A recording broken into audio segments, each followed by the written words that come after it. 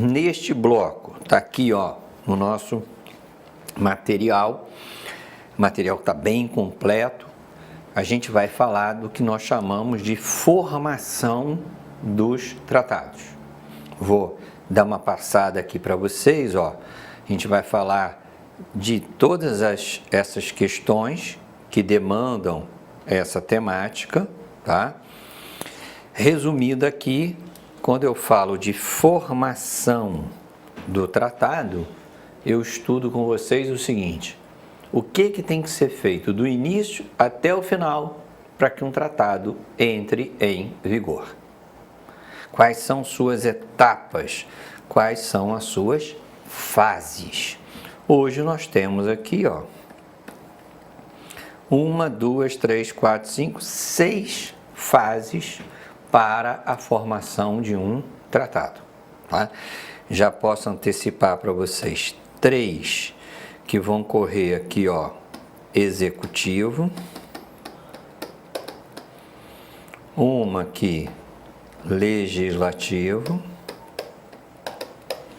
outras 2 executivo. O presidente da República é o chefe de Estado, vamos lembrar disso, cabe a ele a política internacional. Então, é natural que dessas 6 etapas, 5 estejam com ele, uma com o Congresso Nacional, tá? Então, vamos estudar cada uma dessas etapas. Ao final, o que vocês vão entender aqui? Como é que é feito um tratado? O que é necessário para que esse tratado entre em vigor? Então, vamos começar aqui com a nossa letra A, negociações preliminares. Todo tratado começa aqui. O que são essas negociações preliminares? Nada mais são que reuniões entre diplomatas. Quando a gente diz assim, Brasil e México estão revendo o seu acordo no setor automotivo. Na verdade, não é Brasil e México. É representante diplomático do Brasil, às vezes um embaixador ou emissários, e representante diplomático do México. São pessoas que vão se reunir, vão conversar, vão discutir, vão tomar café, tal, e vão tentar chegar a um acordo. Isso a gente chama de negociação preliminar. Todo tratado, preliminarmente, começa com essa negociação. Ela é amadurecida, ela é discutida, ela é semeada no plano das negociações preliminares. A partir daí, o tratado maduro, estabelecido, feito, é que vão entrar as outras etapas. Então, quando se fala em negociação preliminar, se fala com o pontapé inicial de qualquer tratado. E ele é feito por quem? Por quem representa os países, que são os diplomatas. Então, negociações preliminares significa dizer reuniões entre diplomatas. Às vezes, essas negociações terminam em uma semana, quando é um tratado bilateral, simples de ser feito, às vezes numa única reunião. Às vezes essas reuniões preliminares demoram décadas, como por exemplo um tratado de aquecimento global que envolve todos os países do mundo, interesses díspares, extremamente complexos, demoram anos essas chamadas negociações preliminares. Quando o acordo é feito, quando essa negociação preliminar tem êxito, eles chegam a um denominador comum, o que será feito? Aquilo que foi combinado de boca, aquilo que foi gestado, estabelecido, acordado nessas reuniões, será colocado no papel. Então será feito um texto escrito, tá? Estabelecendo a base daquele acordo, estabelecendo a forma escrita daquele acordo. E esse texto vai circular entre as partes contraentes. Então foi Brasil e Argentina. Fizeram um acordo lá preliminar. Vai ser feito um texto, vai ser colocado no papel, escrito, e vai para a Argentina e vai para o Brasil. E aí nós vamos ler aqui e ver se isso que foi estabelecido por escrito é exatamente o que a gente combinou. Então, há uma segunda etapa após a negociação preliminar, que me parece bem óbvia, que é a adoção do texto. O que significa essa adoção do texto? Que será gerido um texto escrito, esse texto escrito circula entre as partes e é adotado ou não.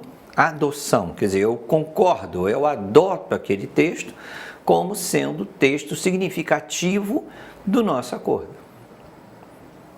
E aí, se o texto acordado é aprovado, é adotado pelas partes, qual seria a terceira etapa? Qual seria a próxima etapa?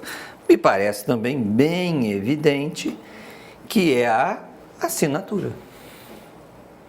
Que eu já disse para vocês no bloco anterior, quando falei da habilitação dos agentes signatários, quem pode assinar um tratado pelo Brasil? O presidente da República, como chefe de Estado, o ministro das Relações Exteriores, que é da essência do cargo que ele ocupa, os agentes plenipotenciários, quer dizer, os diplomatas que recebem uma procuração que se chama Carta de Plenos Poderes. Então, a assinatura de um tratado no Brasil é uma competência privativa do presidente da República, por isso mesmo admite delegação a esses outros dois agentes. Diferente, a gente vai ver da ratificação, que é um outro ato mais à frente, que é uma competência exclusiva e não privativa do presidente da República, tá? Então, todo o tratado tem essas três primeiras etapas que me parecem bem razoáveis. Você faz a negociação preliminar, discutindo, buscando uma solução. Se você consegue essa negociação, esse denominador comum, você faz um texto, esse texto circula e, se as partes estiverem a favor, ele é adotado. E depois de adotado o texto, qual é a próxima etapa, qual é a terceira etapa? É a assinatura. Tudo isso aqui, ó, letra A, letra B, letra C, feita no âmbito do poder executivo, óbvio. Feito aí pela chefia do Estado, né? Aquele que representa o país no âmbito da sociedade internacional.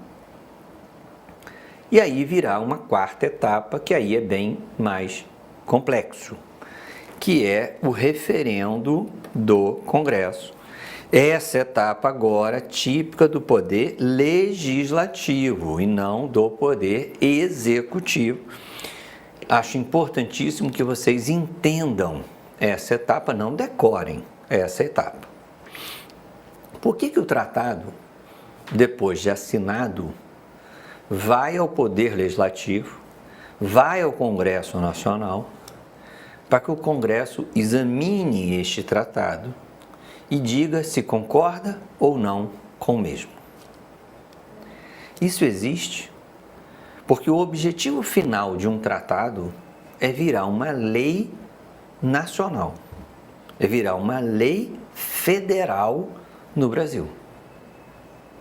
E de quem é a competência legiferante? Do Poder Legislativo.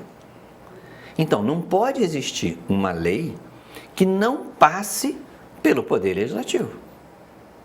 Seria uma afronta ao princípio da independência, da autonomia dos poderes. Então, o Poder Executivo, ele negocia, ele discute, ele escreve o texto, ele assina. Agora, espera aí. Isto que o presidente A, B ou C negociou internacionalmente com outros países, tá? Isso que ele negociou, que ele pôs por escrito, que ele assinou, isto atende aos interesses do povo brasileiro? E quem responde pelo povo brasileiro do ponto de vista da formação de uma lei, do ponto de vista da competência legiferante, os deputados e senadores, o Congresso Nacional, aqueles que foram eleitos pelo povo para tanto. Então é fundamental essa compreensão, é fundamental essa ideia, tá?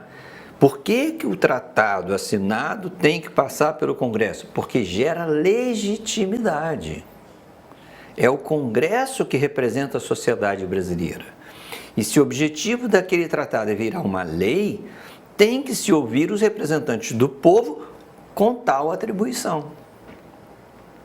Tanto é verdade que o artigo 49, inciso 1º da Constituição Federal, estabelece que compete ao Congresso Nacional resolver definitivamente sobre os tratados. Ora, se o artigo 49, inciso 1º da Constituição, diz que cabe ao Congresso resolver definitivamente, se o Congresso é contra, não tem tratado. Porque se o representante do povo brasileiro, na função legiferante, é contra algo que vai virar uma lei, não pode existir essa lei. Então, por isso que é essencial essa quarta etapa, ir ao Congresso, para o Congresso se manifestar. Quando o tratado vai ao Congresso, vocês também devem entender que o Congresso, para examinar o tratado, tem uma divisão entre tratados que cuidam de direitos humanos e tratados de qualquer outra matéria. Os tratados sobre direitos humanos precisam ser aprovados pelo Congresso Nacional na forma, mais uma vez, da Constituição, só que agora aqui na forma do artigo 5º, parágrafo 3º da Constituição. E o que diz lá o artigo 5º, parágrafo 3º?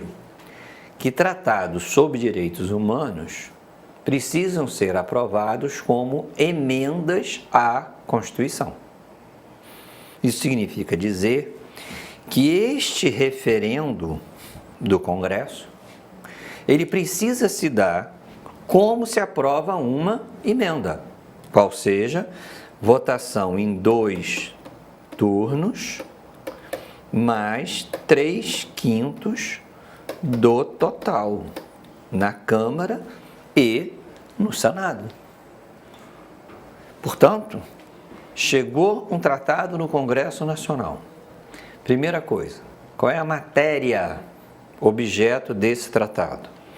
É uma matéria que envolve direitos humanos. Tá, então o Congresso, para aprová-lo, precisa fazê-lo por votação em 2 turnos, na Câmara e no Senado, e por 60% do total de deputados, 60% do total de senadores, que é os 3/5 estabelecidos pela Constituição. Porque o Tratado de Direito Humano tem essa regra especial, que me parece também muito lógica. Tratado de Direito Humano vai mudar quem? A Constituição. Porque lá estão escritos os direitos humanos. E qual é a única forma de você mudar a Constituição? Por emenda. Você não pode mudar uma Constituição por lei ordinária. Então, o quórum para se aprovar o referendo congressual é o quórum da emenda. Agora, chegou no Congresso qualquer outro tratado que cuide de qualquer outra matéria que não seja direito humano. Não há essa necessidade de um quórum especial. Você vai fazer o referendo como se faz para qualquer outra lei ordinária federal, qual seja quórum de maioria simples ou maioria relativa, que é 50% mais 1 dos presentes, num único turno de votação. Então você não precisa ter quórum especial, ter quórum de emenda, não. Se a matéria é uma matéria sobre camisa, sobre relógio, é uma matéria comum, não é direito humano. Se é uma matéria comum, você aprova pelo rito processual comum, que é o rito da lei ordinária. Rito da lei ordinária é votação em único turno, por maioria simples, 50% mais um dos presentes. Então, a primeira coisa importante é entender isso, que me parece bem óbvio. O Congresso tem duas maneiras de referendar tratados. Uma é para tratar de direito humano, a outra é para matéria em geral. E por jurisprudência do Supremo, se um tratado sobre direito humano foi referendado por quórum simples, ele terá a hierarquia de uma lei supralegal, ou seja, ele estará acima de uma lei comum, mas abaixo da Constituição. O exemplo típico é o Pacto de São José da Costa Rica. O Pacto de São José da Costa Rica é o exemplo de uma norma supralegal. Está acima da lei, mas está abaixo da Constituição. Está acima da lei porque cuida de matéria de direitos humanos. E de todas as matérias é a mais importante. Mas não pôde mudar a Constituição porque não foi aprovado como emenda. Então, ele está naquele meio termo. Na prática, naquela pirâmide, né, da hierarquia das normas. Você tem aqui a lei e o tratado comum, você tem aqui a Constituição e os tratados que envolvem direitos humanos, e aqui você tem as normas supralegais, que estão entre a Constituição e uma lei comum. O exemplo típico é o Pacto de São José da Costa Rica, tá? Bem, quando um tratado ele é referendado pelo Congresso Nacional, é expedido um decreto legislativo.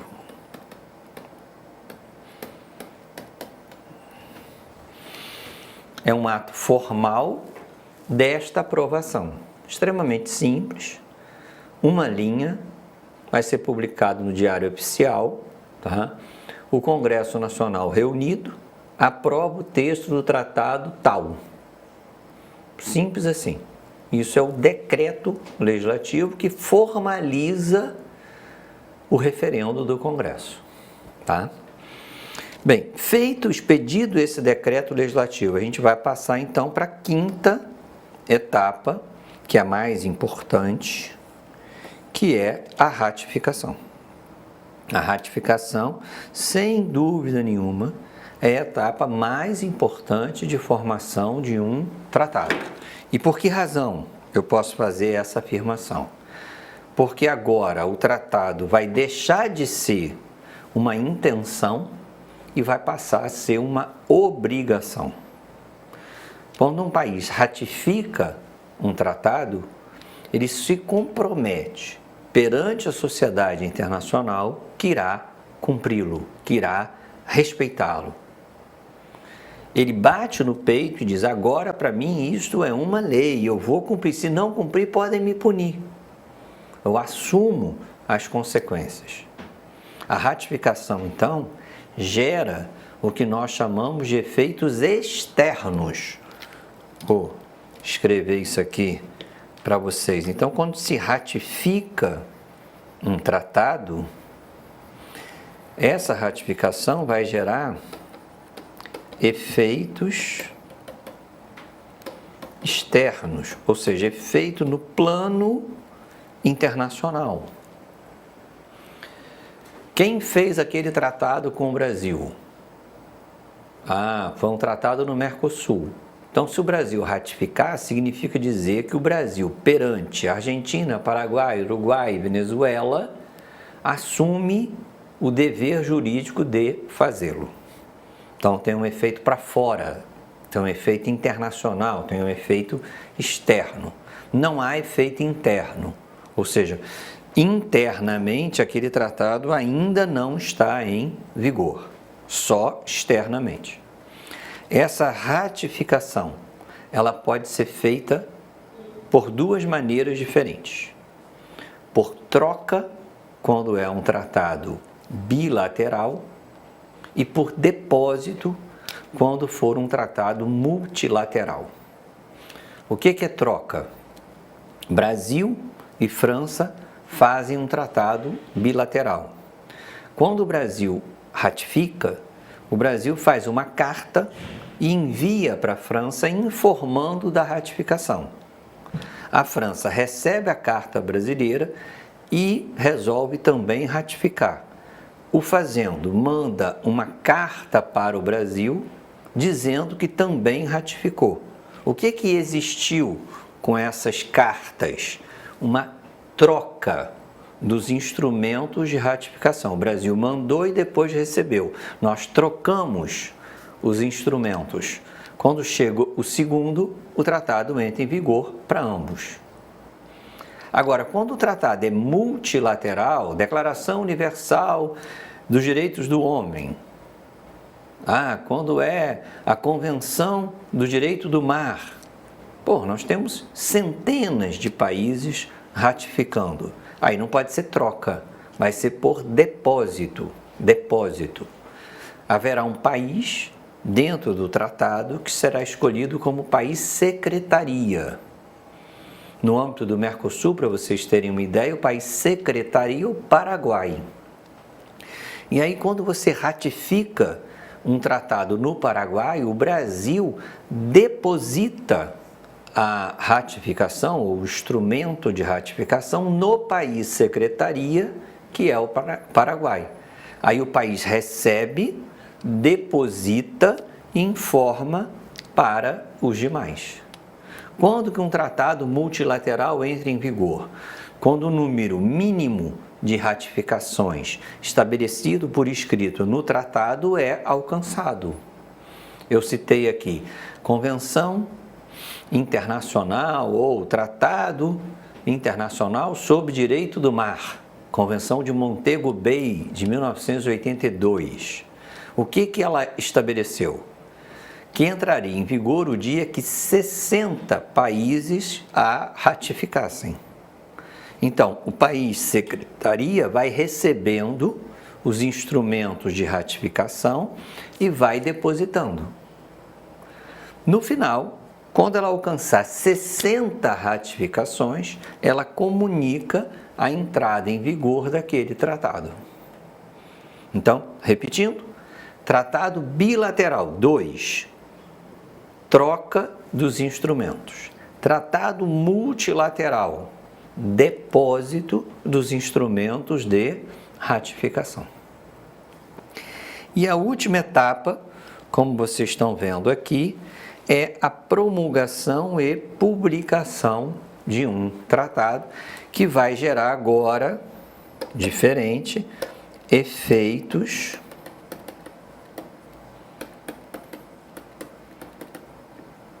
internos.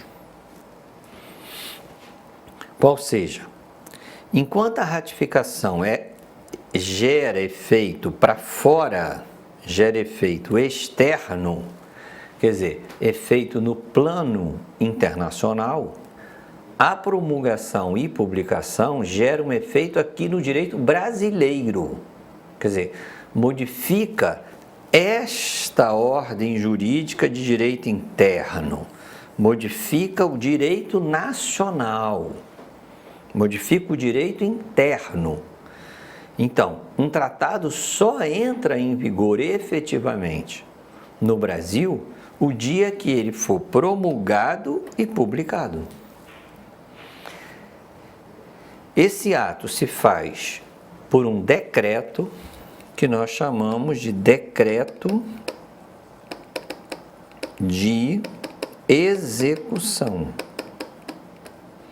que não pode ser confundido com aquele outro decreto que eu falei, que é o decreto legislativo. Decreto legislativo é por referendo do Congresso. Decreto de execução é simplesmente o presidente da República copiar o texto do tratado e publicar no DO, no Diário Oficial. Ele escreve, então, decreto de execução número tal, copia o texto do tratado e publica esse texto no Diário Oficial. Quando ele faz isso, ele está incorporando o tratado ao direito brasileiro. Ele está absorvendo esse tratado. Ele está internalizando o tratado. Importante entenderem isso. Internalizar, quer dizer, ele transforma uma norma jurídica de direito internacional numa norma jurídica de direito interno. E aí, no momento que o tratado vira uma norma de direito interno, ele se incorpora como uma fonte ao direito brasileiro. Ele passa a ser uma regra de direito nacional, de direito brasileiro. E aí, o sendo, você esgota toda a formação do tratado. Porque agora aquele tratado que já era válido externamente, com a ratificação, passa a ser válido internamente com a promulgação e publicação. Então você consegue perfazer todas as etapas, fazendo com que o tratado seja obrigatório.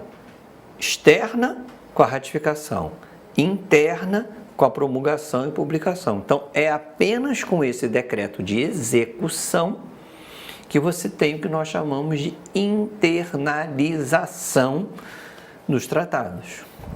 E aí, quando o tratado é internalizado, vem aquela dúvida: e qual é a hierarquia desse tratado frente às regras de direito brasileiro? Resposta: depende. Olha aqui, para aquela pirâmide. Se for um tratado de direito humano, ele vai entrar aqui, ó, no vértice da pirâmide, ele vai entrar como norma de direito constitucional, ele vai entrar no máximo do ordenamento pátrio. Se for um tratado de qualquer outra matéria que não seja direito humano, ele entra aqui, ó, na base da pirâmide. Ele entra na hierarquia de uma lei. E aí vem a pergunta: se ele conflita com uma lei, qual que prevalece? Aí se aplica, segundo o Supremo, a lei posterior prevalece sobre a lei anterior, a mais específica sobre a lei mais genérica, ou seja, a solução do conflito intertemporal das leis. E se for um tratado sobre direito humano que não foi incorporado como emenda e sim como lei, ele é uma norma supralegal, que fica acima de uma lei, mas abaixo da Constituição, como o Tratado de São José da Costa Rica. Com isso, então, a gente fechou esse importantíssimo tema sobre as fontes do direito internacional, aprendendo sobre as 4 fontes principais de direito internacional. Espero que a aula tenha sido aí muito proveitosa para todos vocês, tá? Até a próxima!